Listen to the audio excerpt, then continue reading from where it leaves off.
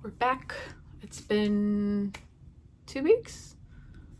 I don't know. I didn't do anything last week because I was traveling for a work-related convention. It's been a very long week. I have more books than I thought I would have to talk about because I felt like I didn't read much during all my traveling and stuff. I was in Nashville for the last week, Sunday, or flew in Saturday, flew home Wednesday. Wednesday was awful. I was supposed to leave Nashville around 4:30 Nashville time. Plane got delayed by like three and a half hours. So my connecting flight in Dallas, I had to be moved to a different flight because my original flight, after the delays, I would have landed with 15 minutes to spare between changes. And if you know anything about the Dallas airport and the hellscape that is DFW, impossible. But I got my flight changed to a later one. So I crawled into my own bed at home on Wednesday night around 1 a.m.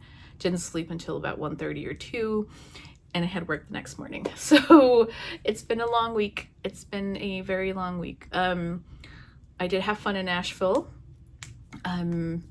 Like I said, this was for work, so I'm not going to talk about it at all, but it was a lot of fun just experiencing it. I didn't do much other than go up and down the main Broadway musical strip.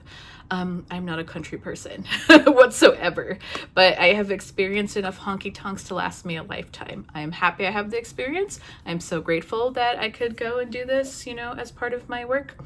But I don't need to go back to Nashville, cool. I did have some Hattie B's, which I was told I must try, so I did have some Hattie B's, which was fantastic. Lots of whining and dining around. I did some reading on flights. I got a good chunk of reading done. Ooh, that's a big bug. Sorry, there's a tree with really beautiful pink flowers right outside our window, and a very big beetle just flew like distractions. So yeah. Let's just get to it. First, I'll just go through the books that, mini book haul since the last time I did a video. Not a lot, but this is The Golden Enclaves by Naomi Novik. This is the third book, the end of the trilogy, of the Scholomance trilogy. I loved book 1 and 2, and I never did book 3 because I have this thing where if it's a series I really love, I am so reluctant to read the last book until I'm ready for it. So when I was experiencing hell with all the delays and stuff with my flights, the Nashville airport actually has a really beautiful bookstore called, I think it was Parnassus Books. I'll put a picture here.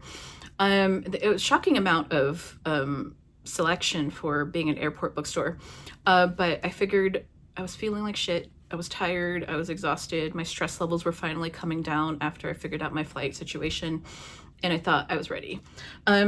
I did not end up reading this whatsoever. So I have it. I am going to read it soon because I think I'm ready. So yeah, Golden Enclaves. And then my Aardvark book box for August. I got one of the picks, and then I actually did a additional pick. So my pick of the actual selections was Bury Your Gaze. I already read this earlier this year as an ARC, loved it, 5 stars, and I wanted a physical copy, and also my husband wants to read it, so he will read out this physical copy too. The only thing about this is that it's that matte texture, which I'm not the biggest fan of, especially because I always wear a lot of lotion and cuticle oil. But here it is. Where's the Aardvark logo? Oh, there it is. I like Aardvark's design a lot more than I do Book of the Month, because Book of the Month, no matter what book it is, they have the big box here. Aardvark tries to incorporate their logo somehow. In clever ways. Not a fan of the inside dust jacket colors. I see what they're going for, like they're using the colors in the Yor, but I think it would have been much better with like the berry colors. But yeah, so there's that. And then that is very beautiful foiled purple. Yeah, so nothing else special about it. And like I've said before, like I said last month with I Was a Teenage Slasher, the quality feels really good, and they're actually pretty floppy for hardcovers. So Bury Your Gaze. And then as my add-on, I got the Stardust Grail by Yume Kitasei. See here, there's the Aardvark logo. This is a sci-fi novel. and I actually did read this. Let me show you. These are beautiful. I love this blue and the maroon, and it's maroon foiling. I don't know if you can kind of see it. The light's it's strong, but maroon foiling. Yeah. So I did read this. So I'm going to talk about it in the later on when I do my actual wrap up. So those are the 3 books that I've bought since I last told you about stuff I bought. All right. So the last thing, or the first of the last stuff I read since we last talked, was an arc for a book that is coming out in September, and this is Countess by Suzan Palumbo. Now, I got this on NetGalley, thanks to NetGalley and ECW Press for this opportunity. When I saw this was available, I was very excited because last year, Skin Thief Stories by Suzan Palumbo, I was blown away by it. It's one of the few times I've given an anthology or story collection a full 5 stars. She had some fantastic ideas. Her writing was incredible, so I was very excited for this. Unfortunately, this did not work for me, so I ended up giving it 2 stars. So essentially, Countess is a sci-fi queer gender flipped spin on the Count of Monte Cristo. If you do not know the story of the Count of Monte Cristo, essentially at a very bare bones is this man is wronged and put in jail, and he escapes, and we follow his decades-long revenge, essentially. So this book is very short. How many pages are you? How many pages are you? It's 150 pages. The Count of Monte Cristo is something like 800 pages, I want to say. That's not a lot of pages to try and do such a classic book, but it starts off pretty interesting. Suzan Palumbo is from the Caribbean. I want to say she's from Trinidad. So a lot of her work is really infused by Caribbean spirit, Caribbean culture, Caribbean love for Caribbean culture. And that comes through here. So the main character, Virica, is part of a group of planets that were colonized by a greater force. Her planets are very representative of Caribbean culture. There's a lot of talk about food, there's accents, so stuff like that. And Virica, her family in the past, they won a lottery to go to the main colony, the colonizer homeworld, to try to get a better life. And when there, Virica, she grows up, she actually joins the military, the space military. And there's a lot of commentary on how she's still seen as lesser than, even though she is working hard and getting through the ranks, even though she is eventually at the start of the book, she is temporarily helming, she's a captain of a spaceship. She's still not really given the respect that she deserves. And she is framed for murder of the captain who she adored and took over for him because he ended up being sick for some reason. It's all spelled out exactly how it happens. I'm not going to tell you how. But she is framed. She is put in jail. And much like the Count of Monte Cristo, this is a jail where it's practically impossible to escape. And one of the things that I found difficult about this, which comes to the length of it, is that so much time is just flown, it just flies by. By the time we get to her being put in jail, it was something like 40% of the book. So we spent a good chunk of the first front of the book building up the character and the world and the base for the story, which was fantastic. But that doesn't leave a lot of time for the rest of the story, and it really showed. That's where I found I had a lot of struggle with this. We passed by a decade of her being in jail like it's nothing. There's the escape. When she escapes, she joins up with a mercenary crew, and she kind of regains a love for life, and she finds a partner, and she grows back into being a person again. And we pass years of her living as this mercenary, much like Edmond Dantes is told about this treasure that he can go find after he escapes jail, and that's how he gets all his money. It comes back to France as the Count with a lot of money. Virica is told about this rebel leader who was murdered, but he supposedly had all these riches, and she and her partner go to this planet to get the riches, and that's how she gets enough to become the Countess. But again, that portion of the story of from when she escapes to when they get the riches to when she is set up as the Countess on this planet. Years are passing, but it feels like pages. It's just all of a sudden the narrative is like, and that was many years ago, and I was like, oh, whoa, hold up. We're just skipping all of that? Okay, we're just skipping all of that. We're just going to sit here and accept that she is now this countess who bought land and is starting to enact her revenge. We have seen nothing about how she's going to do it. We've seen nothing of her planning. We're just here with her now, and the revenge is about to start. And this is where it starts to deviate a lot from the Count of Monte Cristo, is that Virica, the Countess, is actually, and what Palumbo is doing, she's doing this revenge plot while seeding it in colonization and inspiration of when Caribbean countries were fighting to be independent. So she is couching this Countess coming from, her revenge is coming from a place where she is helping all of these small planets try to gain their independence. And by doing that, she is getting her revenge by poking holes at the colonizer, the empire. She is destroying them. She is interfering with their means of production and their the goods that they buy and stuff like that. So she's trying to hit them where they hurt, so that they'll come to the table and deal with the smaller planets that are trying to be more independent. So that's where it vastly deviates. Unfortunately, like I've said before, unfortunately, this book is just too short for what it's trying to do. Let me find my review, and I wrote a lot more. Let's see. We don't get to see her grow into this like hardened countess that she is in the last like quarter of the book. The last quarter of the book, we're supposed to just believe that she is hard and she'll do what she must, and these people are respecting her, and she can lead peace talks with an empire and multiple like small planets. And that was a big unfortunate point for me, because I feel like what really makes the Count of Monte Cristo so interesting and intriguing is that you follow Dantes on this story of growth as he gets his revenge. You follow him throughout this entire character arc. And unfortunately here with Virica, we get slices of her life, and we don't follow her as she grows. We're just told this is who she is now, and we just have to kind of accept it. Like Palumbo's writing is fantastic. It's why I loved Skin Thief last year. It's why I picked this up. Her writing, there's nothing wrong with it. I just think the storytelling needed a lot more work.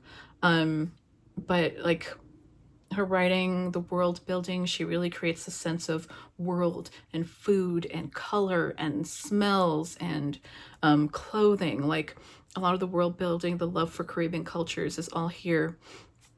But the story itself, the story building itself was very disappointing. So it's just so sad to me, because I loved Skin Thief last year. I still think everybody should give Skin Thief a try if you can find it. The stories are so good, and I think it's a much better representation of what she can do, the ideas she has, and her writing than Countess was. So unfortunately, 2 stars. Countess does come out in September. I forget which day, but it'll be out next month.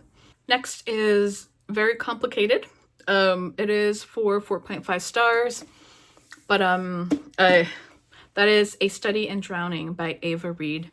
This is my first Ava Reid book, and even though I haven't read her before, I do know that she deals with a lot of dark topics, dark fairy tale feeling, and so I was prepared for that, but I wasn't quite prepared for how good she is at immersing you in the dreary, dank wetness of her story. So A Study in Drowning takes place in this world where our main character, Effie, she loves this story, the Angharad, which is a story of a fairy king, like very fae story. She grew up loving it, and when she's in college, she's actually at an architecture program in a college, and she's only there because the literature college did not accept female students, and she's the only female student in the architecture college. So she's kind of drowning in her malaise. She's drowning in just not enjoying what she's doing and the desire to do something else, when she sees a flyer for the estate of the author of the Angharad who passed away. His son, his estate, they're looking for someone to draw up plans to expand the family manor. So she enters and she wins, and she's called to go down to the estate.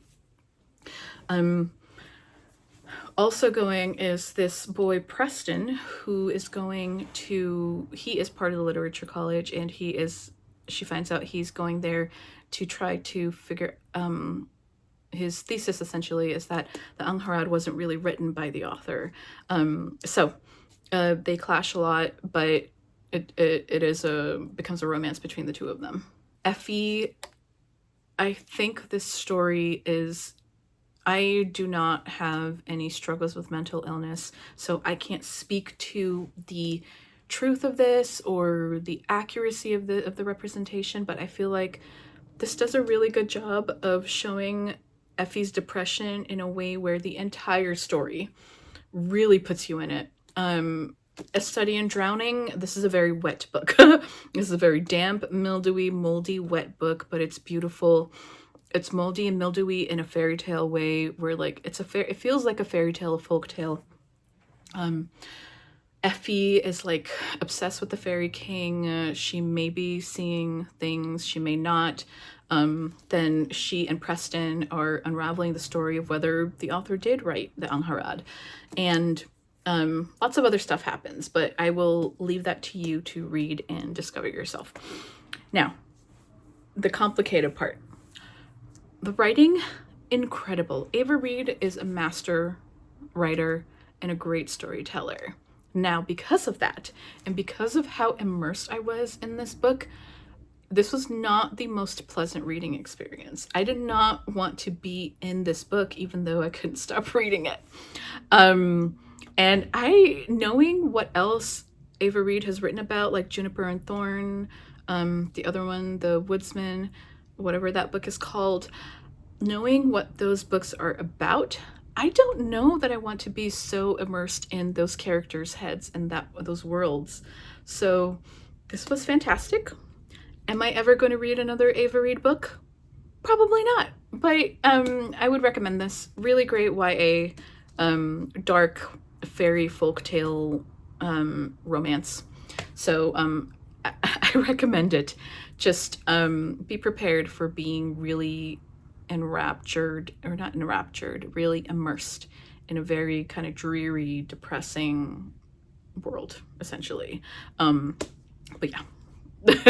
Very conflicted feelings, but it was still great. 4 or 4.5. I don't remember where I landed on that. Next, I read Sanctuary by Ilona Andrews. This is a book that takes place in her Kate Daniels universe, and this follows a character, Roman, who shows up in the Kate Daniels series, the first 10 book series, and he was a fun side character. And this is a short book that kind of follows him on a night of action, and it digs a lot into his backstory, a lot more into Slavic Russian folklore. And it was fun. It was fun being with Roman. It was fun learning a lot more about him and his really complicated family, his complicated service to his god, how badass of like magic he does.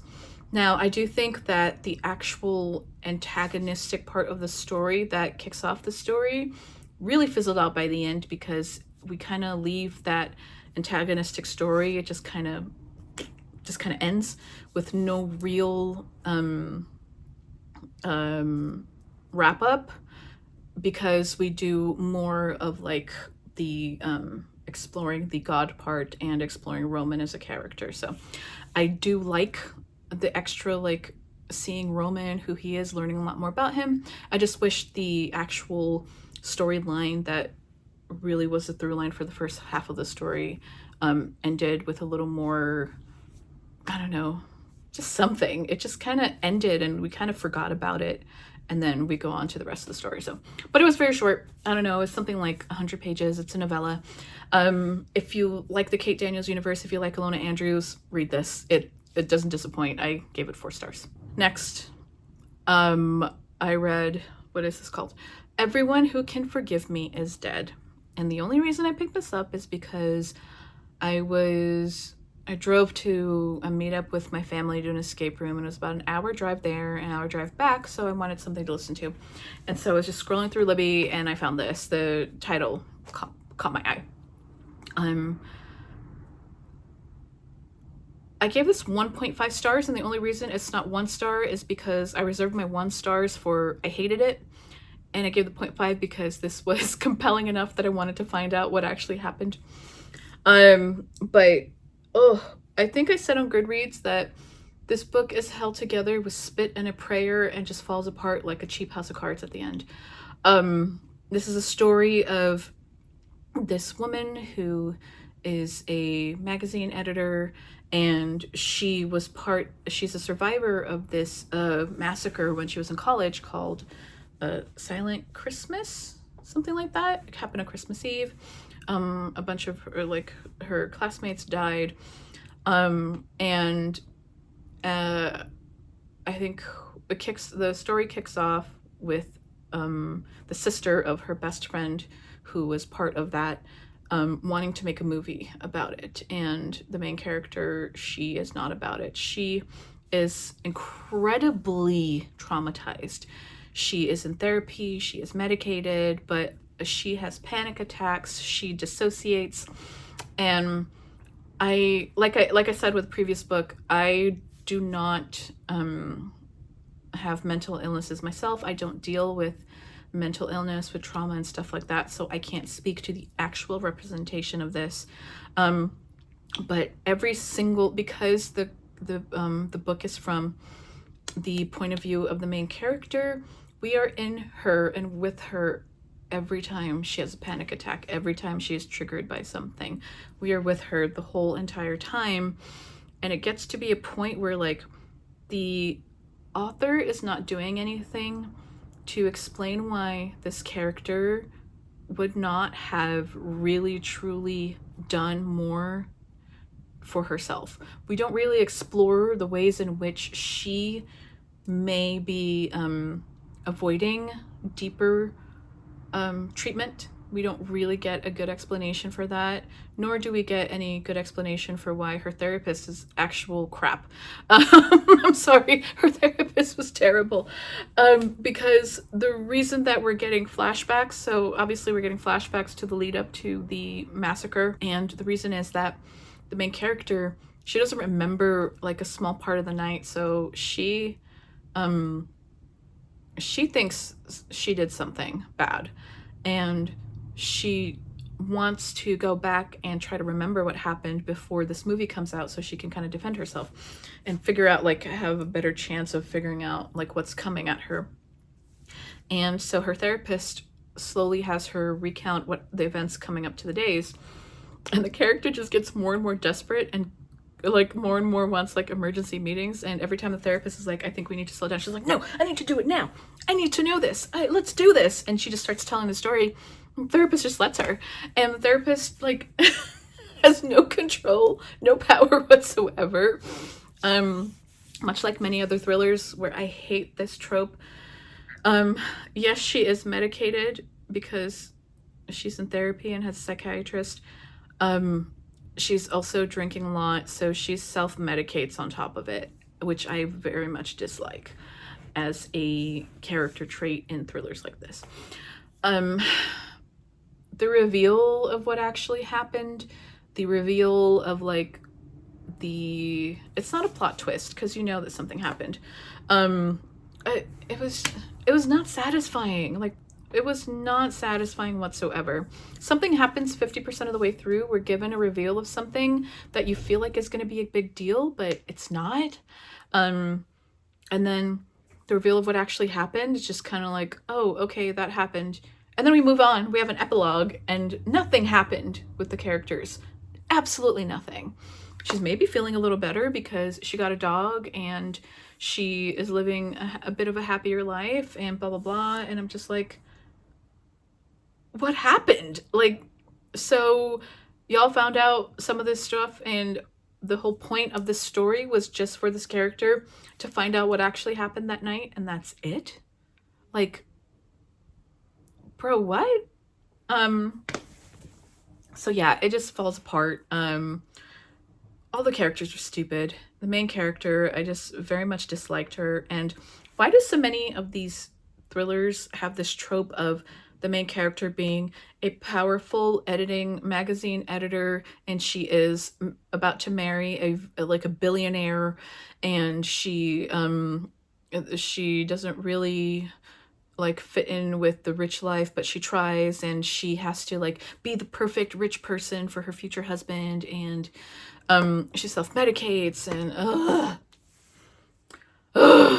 like I said, I gave it an extra half star because I wanted to find out what happened the night of the massacre, and I wish it wasn't so compelling in that, because I just feel like I wasted a lot of time. This book wasted my absolute fucking time.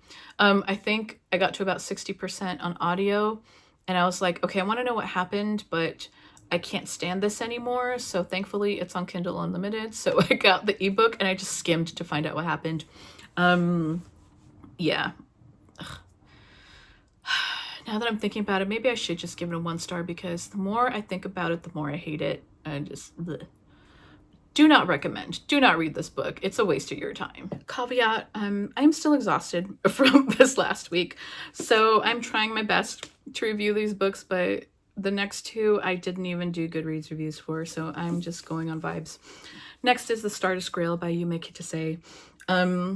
Why did I pick this up? I picked this up because it looks like fun, interesting sci-fi, and people seem to be liking this a lot more than her debut.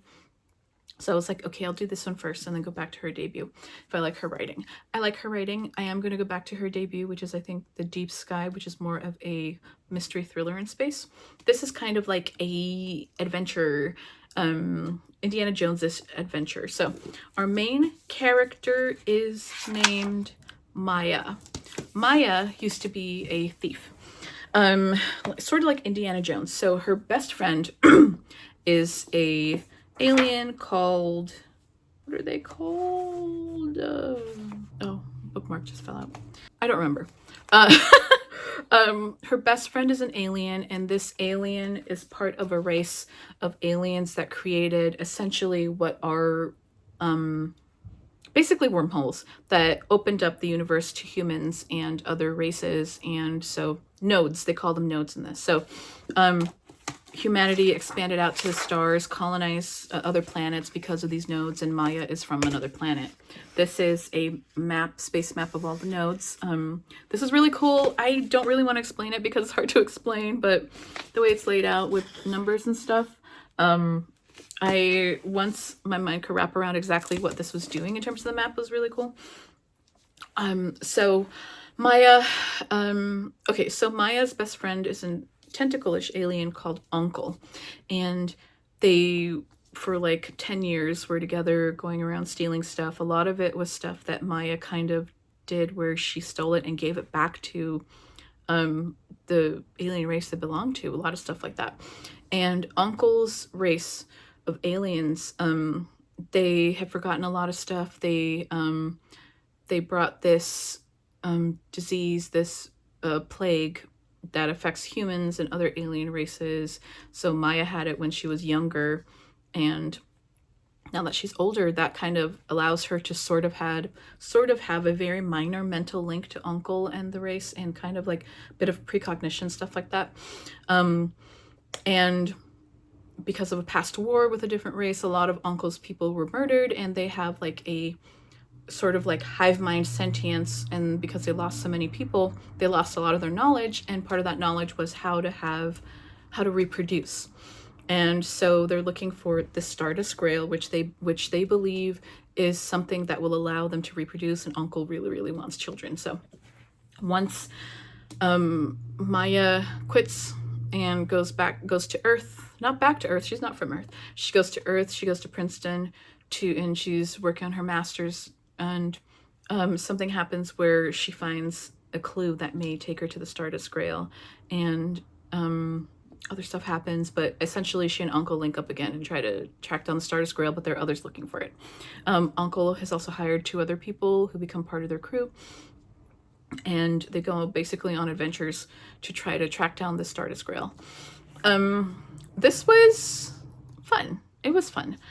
It was interesting. Very great world building. I gave it 4 stars because there was just quite a little something that I wasn't quite loving. Like something kept keeping me a little detached from everything. And I think a lot of the work that is being done in here, discussing colonization and stuff like that, it doesn't quite hit the mark, I think, which I think that's it for me. And a lot of the climax, the last like 6th of this book was fucking wild. But yeah, it was a lot of fun. If you want, it's not exactly the same as Indiana Jones, but if you want like that level of adventuring, looking for stuff and stealing stuff from museums, and also having very weird horror-ish explorations and stuff like that along the way, this is for you. But yeah, I recommend this if you're just looking for an interesting new sci-fi that you just want to kick back with and have a good time. Check out the Stardust Grail.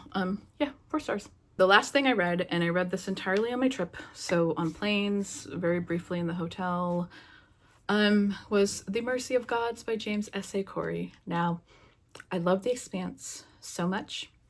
I love the books. I love the TV show, so I was very excited for this. I don't know that I read the blurb and synopsis that much. I think because I wanted to go into it as fresh as possible. This was highly disappointing for me. First of all, because it's so fucking boring. It's so fucking boring. Oh, okay. So, okay, first of all, 3 stars. Their writing is great. The world building is great. What they're doing, the thought experiment they're going on is great. It just happened to be an incredibly boring thought experiment. So this book is essentially alien first contact, end of the world type shit. Kind of. Sort of.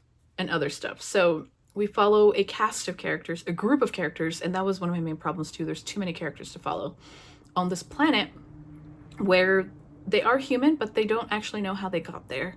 So they don't know if they were seeded. They don't know if they were a colony planet. Like a lot of that has been lost to history. So they are human, but they're on this planet.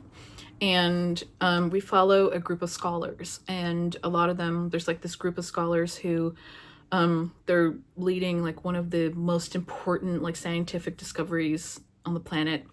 And then one of the scholars, her sister, her is a woman, and her brother is part of another scholar team where they discover they essentially discover alien craft out in the solar system.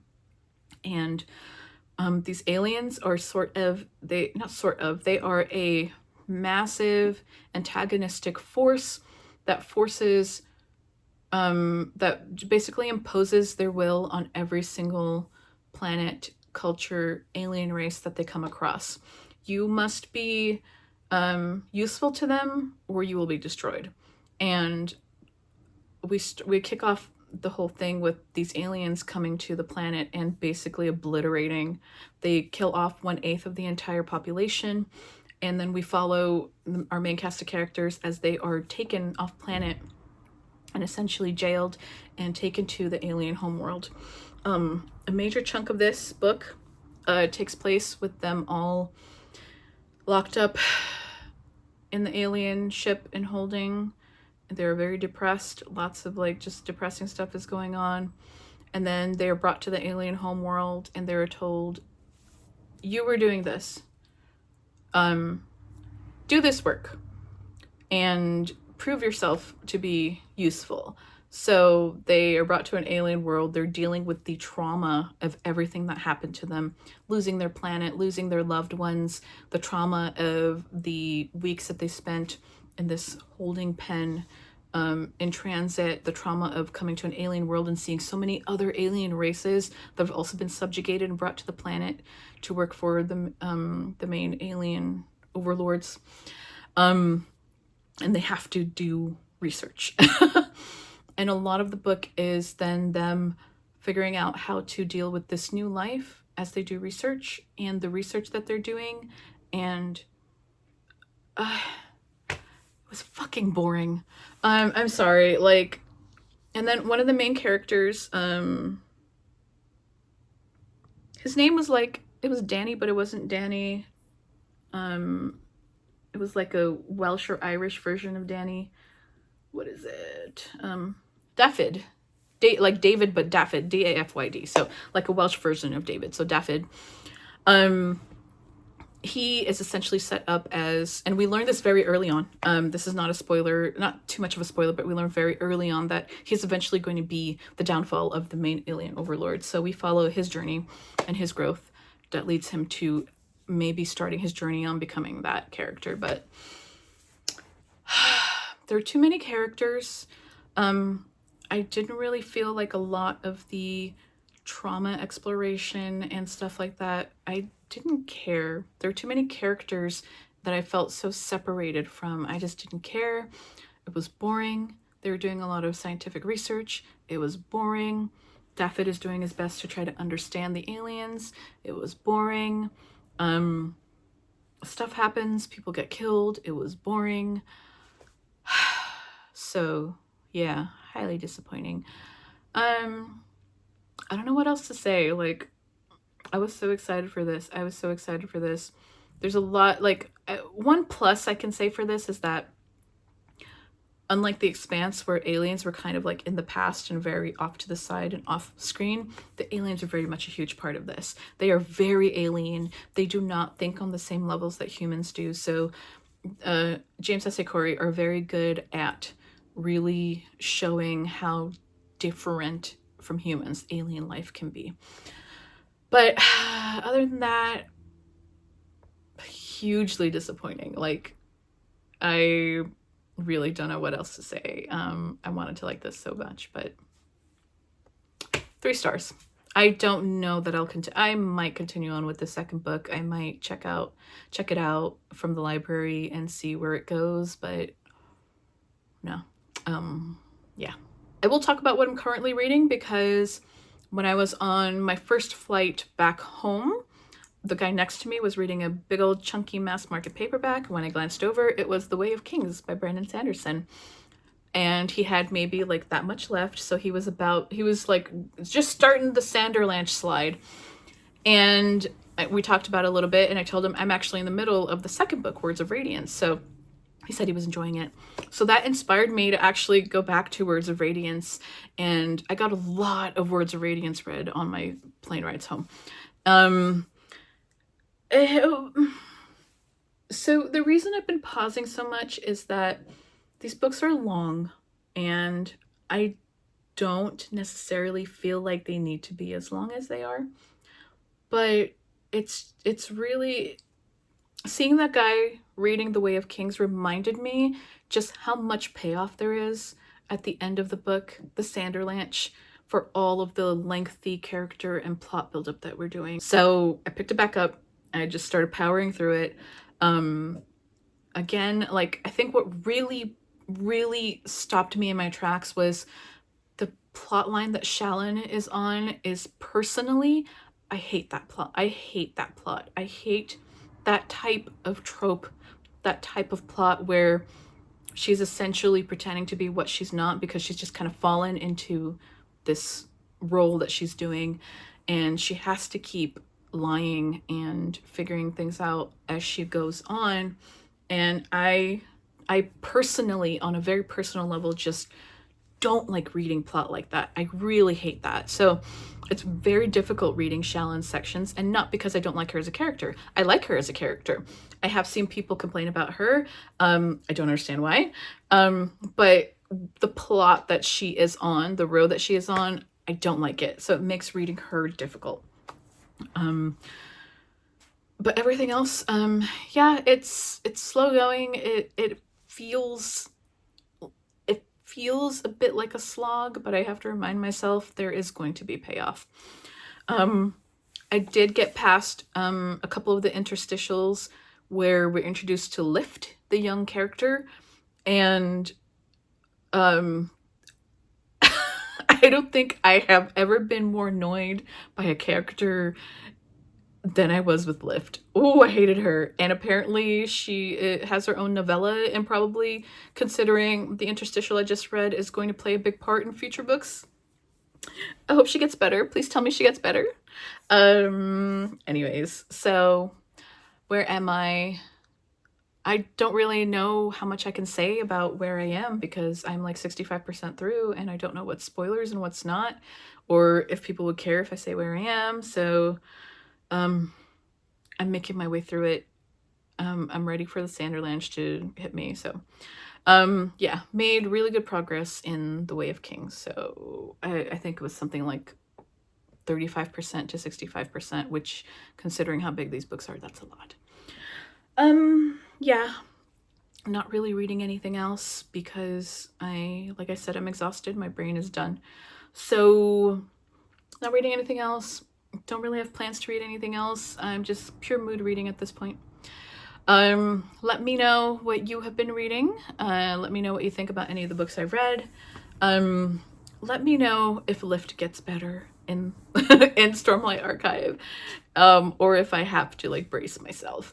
Also, if you can let me know without spoilers if Shallon's storyline kind of starts to move away from this this thing where she's like pretending to be someone she's not because she's kind of fallen into this story.